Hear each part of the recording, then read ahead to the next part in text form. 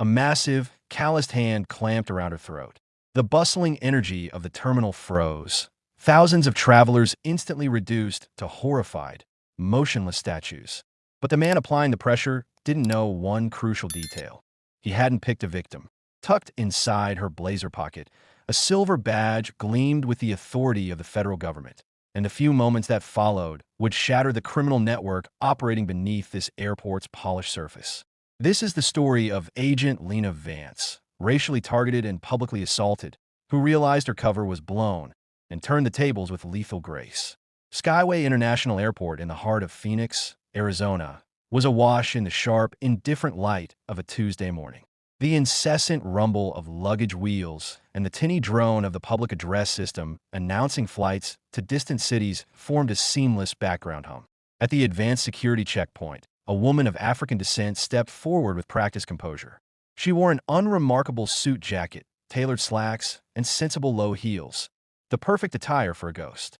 Yet, her eyes were different. While most passengers worried about overweight bags or delayed departures, her gaze performed a silent, 360-degree sweep of the entire area, cataloging faces, noting unusual interactions, and mapping potential threats with the subconscious efficiency of a predator. Her turn came. She placed a sleek aluminum briefcase on the conveyor belt with a fluid, well-rehearsed motion, then presented her passport to the screening officer. Her name, according to the document, was Lena Vance. The officer, a large man in his late 40s with a perpetual sneer etched onto his face, didn't bother reading the page. His eyes, cold and assessing, fixed on Lena, lingering for an inappropriate length of time before glancing down at the photo, then back up. The metallic glint of his name tag read, Officer R. Jensen, a symbol of delegated authority, worn like a license to intimidate. Jensen pushed the passport aside without stamping it. "Step over here, please," he commanded, his voice devoid of explanation. Lena didn't react, didn't protest. She simply moved to the side, maintaining a posture of absolute, unassailable calm. Her eyes, however, never left his movements. She noted the slight forward lean of his stance, the tapping of his fingers, a psychological pressure tactic she'd seen deployed countless times by those who confuse power with privilege. Jensen picked up a lukewarm paper cup and took a slow, deliberate sip, a smirk playing on his lips. This wasn't about security, it was about control and prejudice. "Big rush, are we?" Jensen asked, drawing out the words, his tone laced with heavy suspicion. "Business," Lena replied, her voice steady and minimal. "Business, huh?" His dry, contemptuous laugh echoed slightly. "You look nervous." Lena met his gaze, refusing to blink, refusing to yield an inch of personal space as he closed the distance between them. His breath smelled faintly of stale coffee. "I've presented my documents," she stated calmly. "That's all you require." Jensen's smirk vanished, replaced by a flush of raw anger. He leaned in, his voice dropping to a dangerous, venomous whisper. "Don't tell me what I require." The atmosphere around the checkpoint grew instantly heavy. Passengers paused, their eyes darting furtively. Several people discreetly lifted their phones, pointing the cameras toward the escalating confrontation. Lena stood firm, shoulders straight, chin slightly raised, the stance of someone utterly without fear. Jensen waited for the flinch, the apology, the subservience he expected. He received nothing but a cold, unwavering stare from a woman who had seen too much to be cowed by a cheap badge.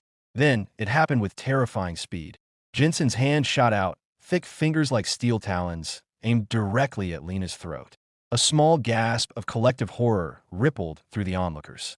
His massive grip closed, crushing her windpipe with malicious intent. Lena didn't move, not immediately. She let him commit the act, fully, publicly, in front of dozens of recording phones. 1 second, 2 seconds, 3 seconds. Then she moved with the precision of a striking viper. Her left hand snapped up, locking onto Jensen's wrist and pressing a crucial pressure point. He gasped in sudden, sharp pain, his grip loosened. Without pause, Lena's right elbow drove into his forearm, a short, brutal strike that cracked bone against muscle. He released her completely, stumbling backward. In the same fluid motion, she twisted, driving her shoulder into his chest and sending her entire body weight through the impact. Thud! Jensen crashed face first onto the cold tile floor, his breath exploding from his lungs. His radio clattered away. A stunned silence descended, broken only by the relentless clicking of dozens of camera shutters recording the aftermath.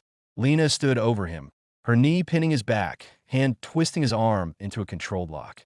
"Stay down," she murmured, lethal and low.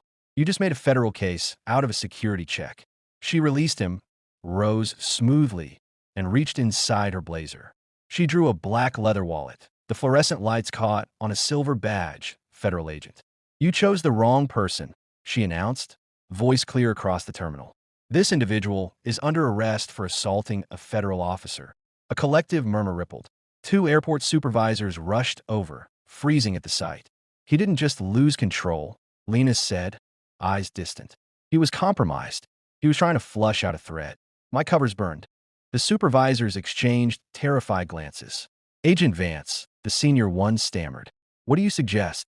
Lena looked toward the cargo areas, expression hardening. "Your employee just confirmed the smuggling ring isn't theoretical. They're here, and they knew who I was. I'm not pulling out. I'm going in." An hour and a half later, changed into maintenance gear, Lena moved through the airport's subterranean labyrinth. The public confrontation hadn't been a setback. It had been a desperate signal. Jensen wasn't the target. He was the symptom. She found a vantage over the tarmac. Below, a dark cargo plane sat under floodlights. Forklifts moved crates, but her eyes locked on one, a massive, custom-built black crate with thick steel reinforcements, no tracking labels, guarded by two men with a rigid posture of former military. A low, urgent voice crackled over the radio she'd lifted from Jensen's down accomplice. "The package is moving. Priority. Go, go, go." The black crate was being loaded. It was now or never. Lena whispered into her concealed mic. "They're loading the asset. Task Force, execute immediately. I'm engaging for direct interdiction." As she moved to intercept, a voice cold with hatred stopped her. "You're late, Agent Brooks, Vance, whatever you call yourself now." Jensen stood there, bloodied but armed, flanked by two men holding suppressed weapons. "You humiliated me," he snarled. "This is our airport, and now it's your grave." A suppressed shot cracked. Lena threw herself behind a pallet as the round impacted metal with a clang. She grabbed a discarded wrench. No firearm, only a lever for survival. The fight became a brutal dance. She took down one gunman with a cracked rib strike and the other with a wrench to the temple. The conveyor belt kept moving. The black crate teetered, seconds from the plane's hold. Jensen charged, a tactical knife glinting, a storm of rage. Lena met him, dodging a lethal slash and trading blows while pain lanced through her ribs, until a precise kick sent him flying unconscious against concrete. Ignoring the agony, Lena scrambled onto the conveyor, dodging shots from remaining guards, and reached the control panel. She slammed her palm on the emergency stop. The mechanism shrieked to a halt. The black crate hung half in, half out of the plane. Police sirens wailed in the distance, growing louder. Red and blue strobed across the cargo bay as the FBI task force swarmed. Lena stood over the detained network members as agents moved in. She watched Jensen, defeated and bloody, led away. "You were right about one thing," she told his receding back. "This ring is massive, but today we broke the first link. We will not stop until the entire chain collapses."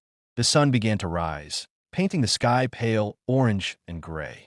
Lena's supervisor handed her a new cup of coffee, the warmth seeping into her aching hand. "The crate holds advanced surveillance tech," he said. "Global network. The scope is unprecedented. What's your next move, Agent Brooks?"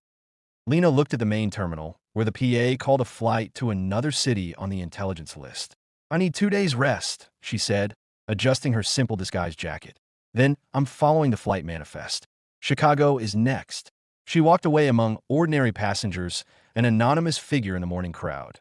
Tired, bruised, compromised, and quietly smiled, but resolved. The public scuffle had exposed the network's nerve. They'd seized a critical asset, but the war had just begun. As agents processed the arrests, Lena melted into the stream of travelers, already tracking the next link in a chain she intended to break. The unseen hunter was already mapping new prey.